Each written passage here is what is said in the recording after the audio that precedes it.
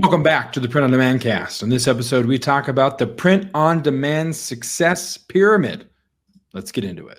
Radical! Welcome to this week's episode of the Print on Demand cast. Each week, join the gnarly Travis and Josiah as they provide insight into the print on demand industry and equip you with the totally tubular tools, advice, and strategies you need to achieve success and hopefully have a few laughs along the way. Now on to this week's Totally Tubular show.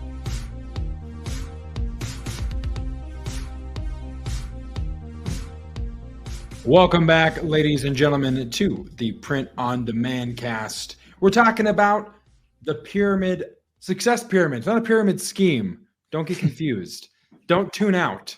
This is talking about the success pyramid. You've heard of the food pyramid. Well, this is the Print on Demand success pyramid. And joining me for this show once again, Travis Ross, coming at us from Make Your Mark Design or Comedy Club. You don't know what that background. It could be either or.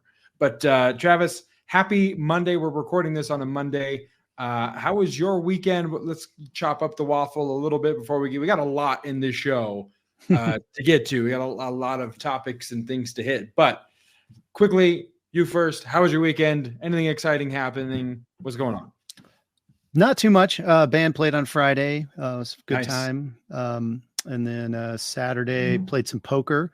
And I'll tell you what, there were 30 people and you had to buy in and the whole deal. And I ended up winning the whole thing. My God. Made like $240 in my pocket. And Nice. Yeah. And it's like it's a series of games that last all year. And so you build up points and then they put a little bit of the buy-in each week for like the final super game, right? Like essentially like exactly. And so, that last game this last December, I think there was like $6,000 for 18 people and paid out 5 places. So I'm on my way to being included in that game in December. So I'll keep you posted. Nice. Yeah. Well, we will know. I'll have to find out. I would be terrified. To play in a game with those kind of stakes. There's a game here that a friend of mine has in Loveland, and it's pretty similar. It's kind of like a steady game, and there's like $20 buy-ins, and you can buy in twice, and this whole thing. I wasn't able to make the one last month. I'm going to try and make the one this month, but I don't play enough poker to be as good as I once was. What's that song? It's a country song. Can't think of it right now. But not as good as I once was. Like a country song. As I ever was is actually what the name of that song is.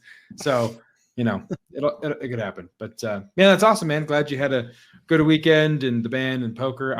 My weekend's pretty uneventful. Celebrated my mother-in-law's birthday on Saturday and Sunday. Actually went to lunch after church and went to Denver on Saturday. Got a tattoo consultation on Saturday. I'll be getting a tattoo the week before you and I go to Orlando. So I'll have some fresh ink going into it. I had a fresh tattoo when I went to Long Beach with you last year too. So maybe it's a tradition. But yeah, pretty standard weekend. Nothing too wild, but excited for Orlando. We'll get to that later. Let people know at some other point. But before we go any further, let's go to everyone's favorite segment, the weekly dad joke. Time for the weekly dad joke. All right, Travis, what do you have for us today? Well, I'm a big Apple fanboy. I got a Mac here, I got my iPhone, my whole family does, but found out recently Apple's jumping into the electric car phenomenon. That makes sense. But they've been having a few issues. And the first one, they're having problems installing the Windows. Nice. I like that. And apparently there's some really picky designers that have taken issue with the overall look of the car because there's no chrome on it at all. Nice. That's a twofer. That is a twofer. Where else can you go to get 2 dad jokes on one show? The answer is not anything print on demand specific. So here we are giving you 2 dad jokes. That's awesome. So moving right along, we didn't have one last week, but we have one this week, and we're going to go ahead and talk about the point of interest. Well, howdy, partner. Welcome to the point of interest part of the POD cast. So grab your hat and hold on tight because we got some learning to do.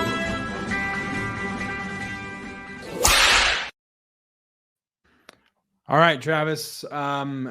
This sounds like, from what I read and what you were telling me a little earlier, could this be an end of an era?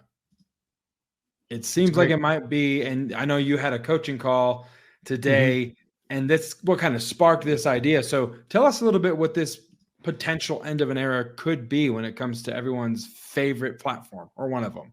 Yeah, I had no idea that this had happened, or that that this was going on kind of behind the scenes. And even when I search YouTube, it doesn't seem like very many people are talking about it. So it may not be as big of a deal as what I am assuming it is. But I did find one particular YouTube of somebody talking about it, but like 6 months ago. And Wow. so you're like, tell me already, Travis. Anyway, Keep alluding to it. Yeah, I'm just going to keep alluding to it. And then, it seems that Etsy is shutting down, or not shutting down stores, but deactivating specific listings for those message card jewelry products that you've seen, like to my daughter, to my mother, to my, mother-in-law, whatever, all of that. And you basically have a print, you have a piece of jewelry, and then the only thing print on demand is the actual card that goes in behind it. And I actually gave two necklaces to my two daughters last Christmas from one of these companies, but it looks like, so companies like Shine On, Gear Bubble, Awkward Styles, they would produce these products, and people would obviously create, basically they were designing a little square card, and it would go underneath the piece of jewelry, and then someone would open it. It'd be like kind of like a Hallmark card inside the jewelry box. So my guess is, so anyway, the guy I was talking to in our coaching call told me that he got an email from Awkward Styles just literally within the last week or two that said they are no longer, they'll fulfill all the orders, but they are saying that Etsy's handmade policy is saying that there's not enough uniqueness, I guess, about the message card. And this is what Awkward Styles is saying. It's their interpretation of the handmade policy. And therefore, while they will still continue to fulfill the products that are sent to them, they have disabled the ability, or they've taken away the ability for you to push your Awkward Style jewelry listings to Etsy. And, they say it's basically, it's for your own good. You don't want to get your account shut down or waste a bunch of time doing a bunch of listings that are going to get deactivated because they violate this policy. Right. But the YouTuber that I was looking, or kind of I found, was talking about there's a chance that the reason these things are getting deactivated isn't necessarily that it's a bad product or Etsy doesn't like it or whatever, but they were actually in your back end on a listing. You have to create a production partner if you don't do the whole thing yourself. And I think a lot of people were doing potentially like, I made this, and then I had a little help or something like that, as opposed to saying, no, it was somebody else. And here was the production partner, and, they made it with my design input. Sure. And so that's an easy way to, get your Etsy listing deactivated, is if you don't fill out those production partner questions correctly. Right. And so his thought was, well, maybe that happened. And, all of a sudden we're seeing, thousands and thousands of these Etsy jewelry, or these jewelry message card things. And it was just too many people were listing them. And it just kind of, they started to look into it. And then they saw all these people that were saying, oh, I made this. And they realized that wasn't the case. So they started deactivating. And then of course, all the alarm bells go off and everybody's running for the hills. So, it's likely some customers complained about, hey, there's all of these things, or, and that's because it's really hard to get Etsy to notice something on their platform, because there's just millions and millions and millions of listings. Yeah. So going forward, if you are listing these, make sure that you're your settings in the back end on your production partner. Don't say I made it, change that, tweak that around to make sure that you're, actually giving credit where credit is due, as far as who your production partners are. But I don't know that I would really go gung-ho on that particular product anymore at this point. On Etsy, now on Shopify, if you can kind of create the right type of Facebook ad, or if you know how to sell it and you're doing it at the right time, you can make a lot of money with these things. And obviously on Shopify, you control the platform, so do whatever you want. But on Etsy, I guess this is just kind of a word of caution that they have actually deactivated specific listings. I'm assuming that it's because they put I made it, and it's violating their handmade policy because they didn't actually make it. But like I said, Awkward Styles just said, you know what, we don't even want to do it anymore. We're not going to let you connect it to Etsy from now on. Yeah. So I don't know if Shine On and Gear Bubble have done that yet, but Awkward Styles just recently did that. It's kind of crazy. Yeah, it's wild. At a certain point, I would imagine even for the fulfillment partners, it's just like, it's got to be too much of a headache, because it probably would then result in it being another system or another process for those specific types of listing to stay on Etsy or to be pushed, depending on what kind of parameters Etsy puts on those types of listings, should they continue to allow them to be listed in the first place. So there's a lot of stuff that can happen. So all right, with that being said, let's just move straight into the meat and potatoes, or as we like to say, the nitty-gritty. Let's get down to the nitty-gritty of this week's episode, the main event. Ladies and gentlemen, the main event.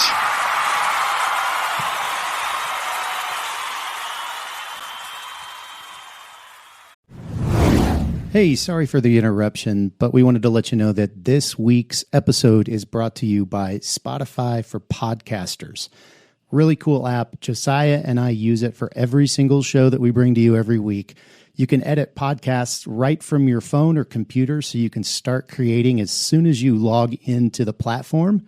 You can easily distribute your podcasts to Spotify and everywhere else the podcasts are heard, just like we do every single week. You can also create video podcasts on Spotify, which is really cool. And of course, you can earn money like I'm doing right now by including ads and even podcast subscriptions. And best of all, it's totally free. There's no catch. We really love it. We use it every single week. So we encourage you to go download the Spotify for Podcasters app, or go to www.spotify.com/podcasters to get started. All right, let's get back to the show. All right, we mentioned it at the top of the show. We're talking about the print-on-demand success pyramid. And now last week, we talked about goals, how to create goals and how to do it the right way in POD and in life. We did give some life advice. It happens from time to time. But if you want to check that out, you can go check it out in the archives. Episode 176 is where we talk about goal setting. And if you've actually created goals for your pod business, they're likely different than Travis's or mine, but they're also probably pretty similar. There's some there's some overlap, right? I mean, we talked about this last week, but the goal is growth. Everyone wants to grow their business. That's like all of our common space is. We just want this thing to grow. Whatever the motivation is behind that need for growth, it's the same. Growth is growth. So that's why you're here. That's why you're listening. That's why we wanted to start the show, to offer tips, tricks, and tools to help you grow your business. So that's why you're here. Right. That's why you're listening. That's why Travis is going to Long Beach here in a couple of weeks for the Impression Show. I unfortunately won't be able to make that trip because the next weekend we're going to the other side of the United States and going to Orlando. So it was one or the other for me, unfortunately, because I have a full-time job that's not print on demand. Yeah, I know. I'm bummed because I loved Long Beach last year and the breweries that we found and the Ordinary. The old fashioned we had at the Ordinary was great. As was the bartender, very informative there at the Ordinary. But I will miss being there. But I know what's up. So nothing about the actual show. It was the alcohol that we were able to consume while we were at the shows. That's what really stuck with you from your trip to Long Beach. Is that what I heard you say? Or a 70-30. I would say there's lots of other stuff. Introducing you to Walk Hard was a huge highlight of that trip. That was a great one. The dad jokes, getting the dad jokes from everybody on the floor, that was a lot of fun. Mm-hmm. Yeah, I mean, you and I always have a good time when we travel. So I am looking forward to Orlando that next weekend. But I know that there's going to be some print on demand specific folks that are going to be there at that show, obviously, and even some print on demand cast listeners like Chris Kretz. I did see his post in the Facebook group saying that he was going to be there, having some hotel troubles and or some pieces of advice for those that might be booking it at this late juncture. But he did talk about that as well. So I will be bummed that I've never met Chris in person that I can remember, unless he came to a Rocky Mountain resellers conference back in the day. But I don't think I've ever met him in person, but he's, been a faithful, loyal listener to the show and a great guy. I know he's a great guy. You've talked to a lot about him as well. And for you longtime listeners of the show, we have some Print on Demand Cast family that will be there. Uncle Mike will be there. You haven't heard from him in a while. It's been probably like a year and a half or so since he's shown up. But I mean, maybe. I mean, last time he backed out and he still owes me a beer, Mike. But that, I guess I'm not there to collect this year, so we'll have to go again. Whenever we're in the same place again at a Print on Demand specific. Wait, you were coming, but now you're not coming. So do you owe him a beer? And so then those two beers cancel out? No, because last time it was because you have the show and he doesn't. Last time it was known to the three of us and calls leading up to that, because we had some like planning sessions planned out for that event, and then he backed out. I haven't said anything to Mike about being there this time, so it's not like I got his hopes up. And if he says I did, he's a liar. So he still owes me that beer. Damn it, that's what I'm saying. And he will pay up. We'll make good. Maybe we'll all just go to Atlantic City or something, because you're going there for the other impressions. Maybe we'll just all show up. How about that? Let's do it. Okay. Anyway. Back to growth, Travis. Tell us a little bit about that derailed quickly, but so we all want growth, man. So talk a little bit about that. Obviously, what that thing that kind of makes us all similar, thing we have in common. Yeah, I mean, like you said, like my goals, while they are likely different than yours, because maybe I'm in a different space of my business than you are, and so I have specific goals that are more appropriate for where I'm at versus where you're at. Maybe you're not where I'm at or ahead of where I'm at or whatever, but they're definitely similar, and like you say, they all kind of come back to growth goals. We all want our print on demand business to grow. And so as I was thinking about this, as I was like, just going, what does make growth? And we talked about goals last week, and, we have a lot of different things you can kind of pick and choose through different episodes that'll help you even come up with those goals. Episode 172, the print on demand success journey, if you will, what stage are you at? And then we talk about different ways to get to the next stage. That's a great episode to check out if you haven't yet. And, but the bottom line is that we all want to move to the next level, whatever that next level is, or further into it, And so as I was thinking about that, I was like, well, what is success for somebody who's selling on, an Amazon, an Etsy, or a Walmart, or whatever? What does success look like? And what are kind of the foundational things that kind of build upon each other as you're going through your print on demand journey? And so, ladies and gentlemen, we give you the print on demand success pyramid. Nice. That was nice. It was. Okay. It was good. It was smooth. So this is obviously like specifically for online channels like Etsy, Amazon, Walmart, etc. Now, if you're building a brand on Shopify or like a similar platform, you have your own website, your advertising would certainly be a part of this pyramid. Right. If you were doing that, would be another kind of tier there. But that said, there's some fundamental ideas in this pyramid that I think applies to anybody doing print on demand in general. So let's get into it. Let's get into it, shall we?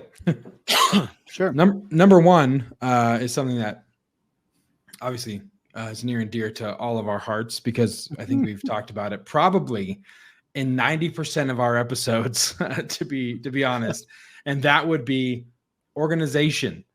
It's the foundation, right? And I know this from experience, and probably touch on this, as we kind of wrap up this main event, kind of some foreshadowing. But if you don't start there, everything else can be completely out of whack. It might be functional, but if you don't have that foundation of organization, you'll know sooner rather than later that it's not there for you. So chat a little bit about organization, Travis. I mean, obviously spreadsheets and SKUs and flat files, it's like your bread and butter, Sure. But let's chat a little bit about that. I think, I mean, you can still build a print on demand business without organization. I mean, I started without it, you started without it, and we built, and we built businesses, and we built, had a lot of sales, had a lot of success. But to your point, we both came back to it eventually. I came back to it a little earlier than you did, and you were kicking yourself that you didn't come back to it as early as I did. Yeah. You and your wife, and you can learn about that in Madeline's episode, whatever that is. And she talked about it very openly on that episode, how she had an opportunity, she lost her Etsy account and realized, I don't have any of the titles and mock-ups and all of these other things that I need, the print files to build this again. I have to start from scratch because I don't have any of it, or piece it together from this folder and that folder. And what did I say about what was my description, or what was the title of this? And it was really, really painful. Now, to her credit, she did that, and she, had a kind of a resurgence in her, in her Etsy. But had she started, with the organization beforehand, it would have been much less painful to kind of restart or get going again. Now, obviously, there were some things that she needed to change, which she did.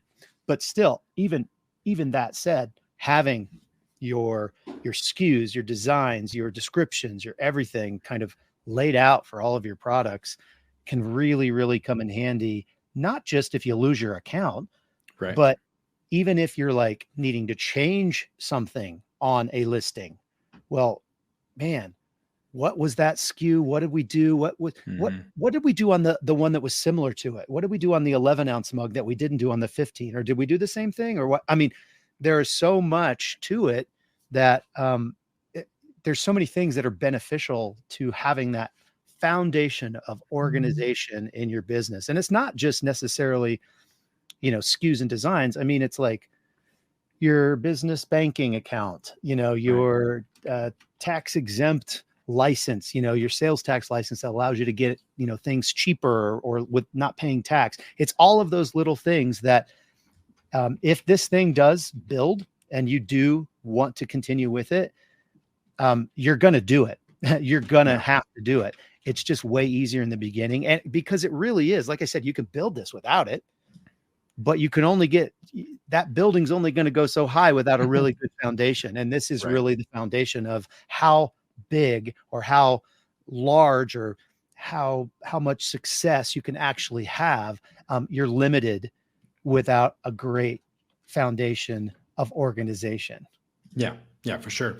And we talk about this again. We've probably touched on it multiple times throughout the course of the life of this show, but specifically episode 10, way back in the day. It seems like we talked about that specifically. I'm sure we're going to maybe do a revised or kind of updated version of that sometime soon.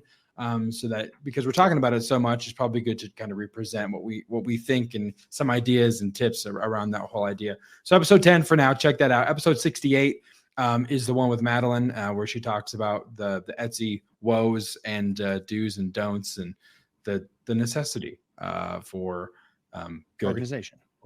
So the next one in this whole ordeal, the next step would be design, right? Mm-hmm. Bad designs, they don't sell. It's just coming up. I mean, we talked about this with I can't believe I'm blanking his name. We just had him on the show, and he lives on Andy's Ends. No, yeah. Oh, yeah. You're talking I can't about. Believe I forgot his name. No.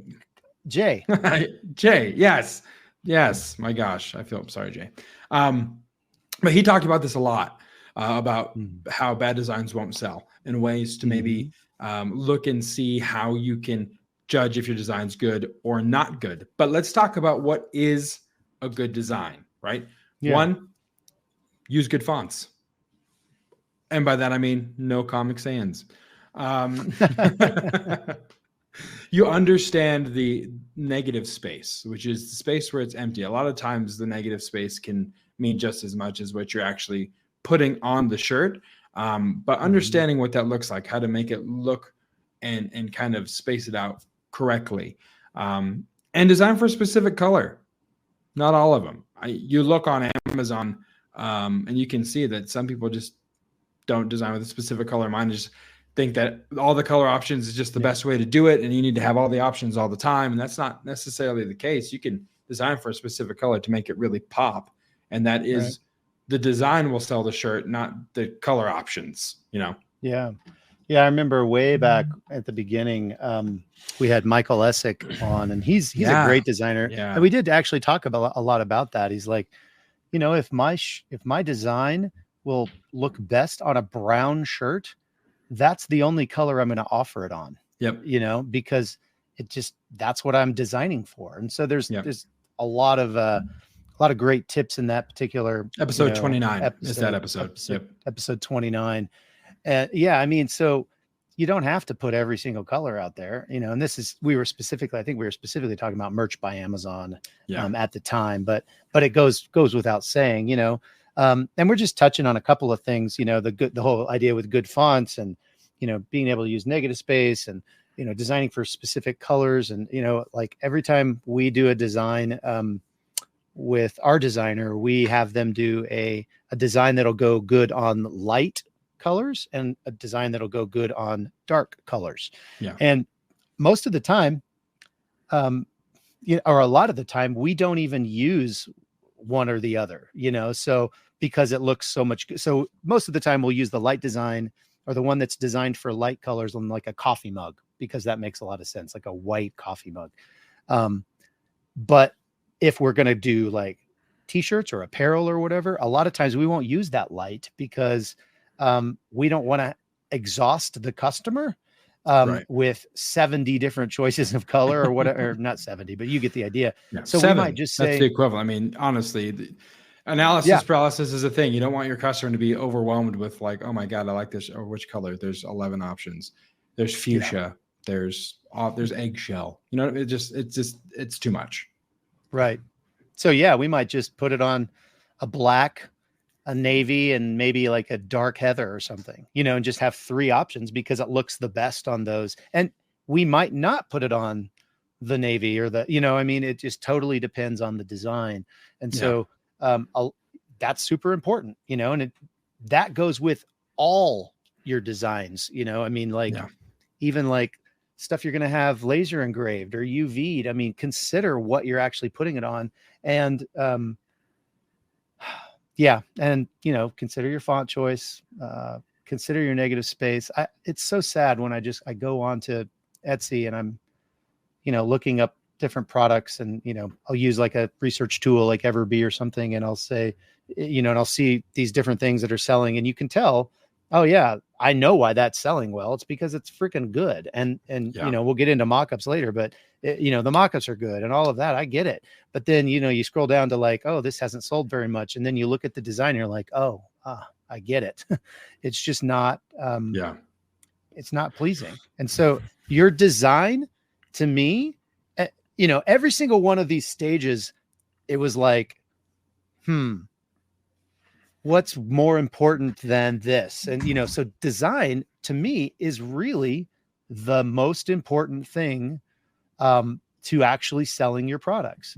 If you don't have good designs, it doesn't matter how good your SEO is or how great your mock-ups are. The design is that's the next step. You know, you got your organization, getting it all figured out. That's your foundation. But then the next step really is good or even great design. Yeah. The next one on the pyramid is on-page SEO. And for those that don't know what SEO is, it just stands for search engine optimization. And so basically it's the text when when you go to an Amazon listing, and all the text you see there is search engine searchable by the Amazon search engine or Google, basically. And so it includes titles, tags, descriptions, all of it. And you want to make sure that you are optimizing the keywords for your listing to be found by the people who you're trying to target to buy it. If it's a nurse, themed design, then targeting towards nurses. What are those keywords that you need to have to really make sure that that appears in front of the people that you're hoping will buy it or buy it as a gift for a loved one that's in that particular industry? So, I mean, Travis, SEO is one of those things where it's like, it sounds simple, but it can be really nuanced if people don't understand, like, oh yeah, I get it. Search engine optimization is find right keywords, but there is a nuance to it that you can really understand. And when you do understand it and understand the tools to help you kind of discover the right ones, it can definitely set apart your listing and helps kind of spur on that growth. Yeah. There are different SEO kind of best practices for each of these different channels. So Etsy sees SEO or sees what you enter into your title, tags, descriptions, etc., differently than maybe an Amazon or a Walmart might, or even a Google. But they're all search engines. They have their own algorithm and they rank things specific to their algorithm or their channel. But in the end, they all are search engines, and there are certain things of more weight when they're determining who gets listed first on that search page. And that's really what we're talking about. How do we get listed higher on that search page? That to me is the next step. It's the next kind of part of the pyramid that, obviously your design is super important, but if you don't have the good enough SEO to show up in the searches, no one will even find your listings in the first place. So these could go back and forth. Is SEO more important than good design? I still think design is. That's why I put it there. But SEO is very important, because if you don't have good on-page SEO, you won't be able to be found in the search engines. And like I said, there are specific things you can do for like an Etsy account or an Etsy SEO optimized listing. That's what an Everbee or an eRank is really good for. It can help you discover new words, new phrases even, for your listing. I'll just give you one tip right off don't ever in your tags do a single word. You have a t-shirt design or whatever, don't put t-shirt in your tag, because that doesn't tell, Etsy anything. Yeah. Put working nurse t-shirt, or, nurse mom t-shirt, or something that's actually going to describe it. And maybe you don't even need to use t-shirt because you used it in your title. Right. So there's different things like that each individual channel is going to allow you to do or be more successful with. So, for example, Etsy gives you 13 tags. Amazon, it's not a number of tags, it's a number of characters that you can add. So everybody's a little different. And, we'll get into some SEO tips at some point. When we were looking at this list, we realized we've never done an episode specifically on SEO in print on demand. And that's on us. Sorry, guys. Yeah. I think the closest we might have at this point would be episode 130, top 2 tips to make your listings stand out on Etsy, Amazon, or Shopify. So we do cover some SEO in that. But all that to say, we are due to have kind of a deep dive into this conversation. Spoiler alert, right, Travis? Do you have a spoiler alert for the people about SEO? Yeah, the spoiler alert on episode 130, those top 2 tips, it's SEO and mockups. So that's what we talk a lot. And you know what? Now that I'm doing this segue. It really is. I'm just saying, but now that we're doing this pyramid thing, I'm like, oh, are those really the top 2? Oh, well, organization and design are actually the bottom 2.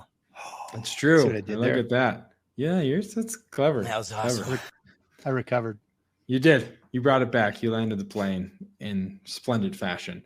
All right, number 4, mock-ups. We talked about just a second ago. But listen, once you've got them, once you have your listing, mock-ups are incredibly important. And again, this is something that we've probably talked about and touched on multiple times through the life of the show.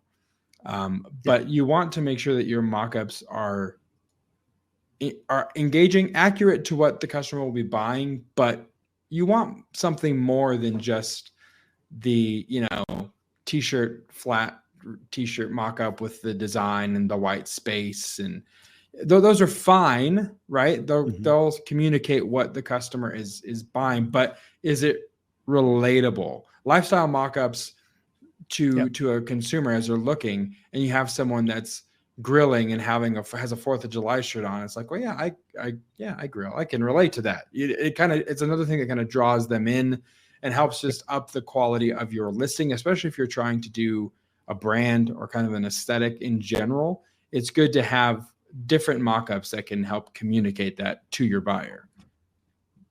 Yeah. I mean, the reason this is like the 4th tier up is because if you don't have SEO, on-page SEO right, they'll never find your page. But once they're actually on your page, it's not the SEO that's going to sell them. It's the mock-ups. That's the thing. Right. That is the number one, aside from the design itself. But of course, the design is in the mock-up. But the mock-ups are the number one thing that is going to influence your potential customer to make a buying decision.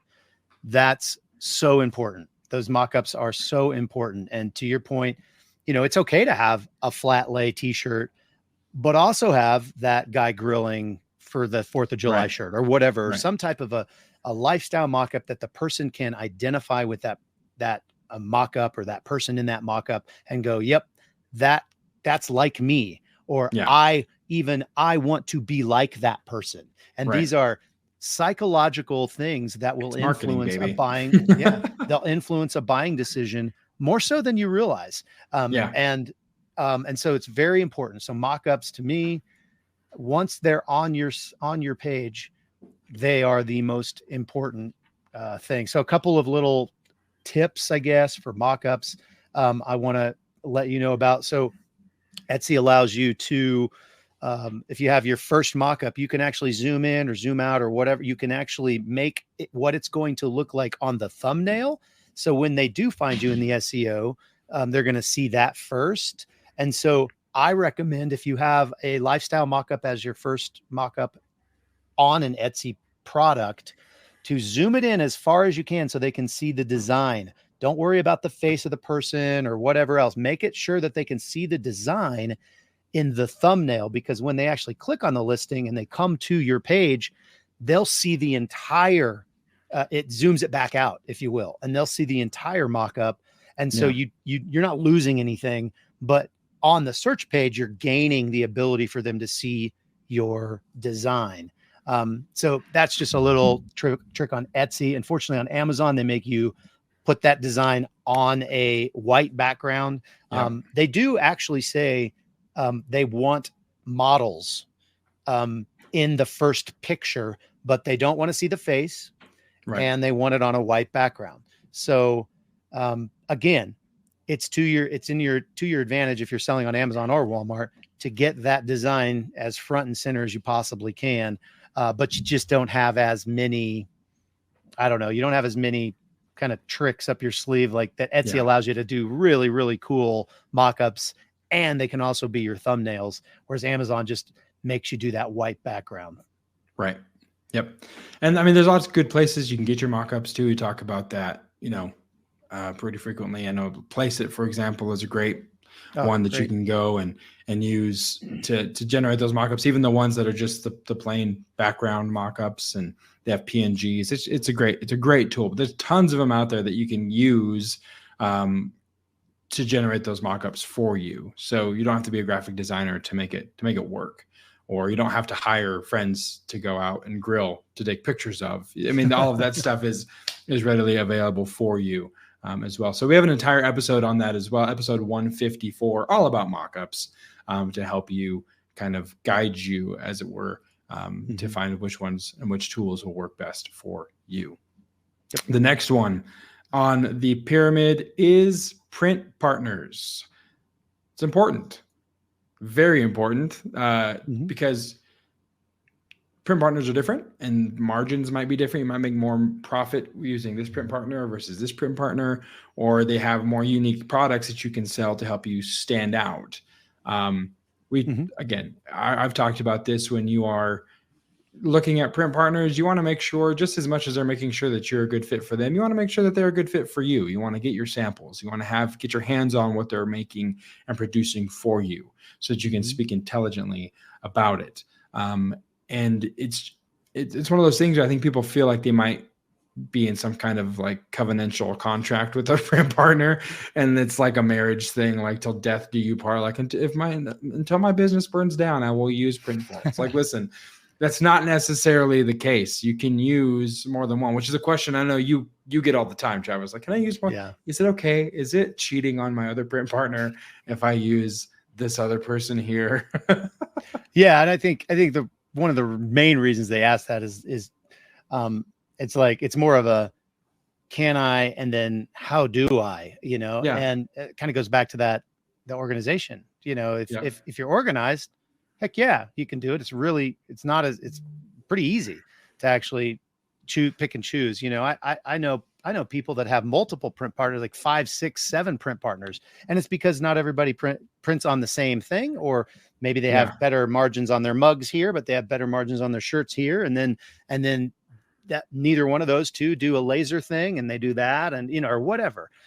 There's a lot that, first of all, there's a lot of print partners that you probably never even heard of. Yeah. And, it would actually be really smart of you to potentially look into some of these other options. Yes, that might mean that if somebody, in that previous example, if someone buys a mug and a t-shirt, that they're going to be sent in separate things and you're paying double shipping. But what percentage of your orders actually are multiple orders? That's a good question. Right. I would say very small percentage are. And if I only have 2 or 3, there's also a good percentage that those orders with 2 things are either the same item or the same item that both of those print partners will fulfill for me. So it doesn't really matter to me. I'm still paying one shipping price. But I get the question. I get like, oh, I don't know if I want to do this. I just want to, again, it's not going to kill your margins. It's actually going to make you more unique in the marketplace, because you're going to have new or different types of products. And it also allows you to, I would also say, when you're actually, selling a decent amount, it makes sense to go to these print partners and say, hey, I'm selling a lot more now. Do you have better rates? How can I get a better rate? I know Printful and Printify have like a pro thing where you can get, and you get discounts if you get to certain, benchmarks. Guten has for me, but it makes sense to kind of keep your eye on that as you continue to grow your business. Yep. And the last one that we have here for you, the tippy top, terrible Macho Man impression, tools and resources. Again, this isn't necessarily mission critical, but they're nice. They're helpful. They're things that you use to kind of alleviate some pressure or some things that you need done, or help you find keywords. Tons of tools. We have a resource page that has some suggestions. And we talked about the tools you can use on episode 175. When we talked about lowering your tax burden. And at the end of it, we talked about online tools that you can try out and subscribe to, and kind of detail what they are, what they do. So be sure to check that out. Again, this isn't something that's mission critical. And if you get hung up on this particular piece without the other ones, you can stagnate and then just be doing nothing, right? And that's an issue that I know, Travis, you want to talk about here as we kind of wrap up this main event. Even before we started recording, you're like, hey, I have something to say when we wrap this thing up. And I said, listen, man, you have the floor. So talk to us. What's the thing that you wanted to kind of highlight or illustrate, as it were, as we wind this thing down? Sure. Man, you really built that up. I love it though, because I do think it's super important. It's super important to talk about. And so in episode 172, I mentioned this earlier in episode 172, we talked about the print on demand success journey.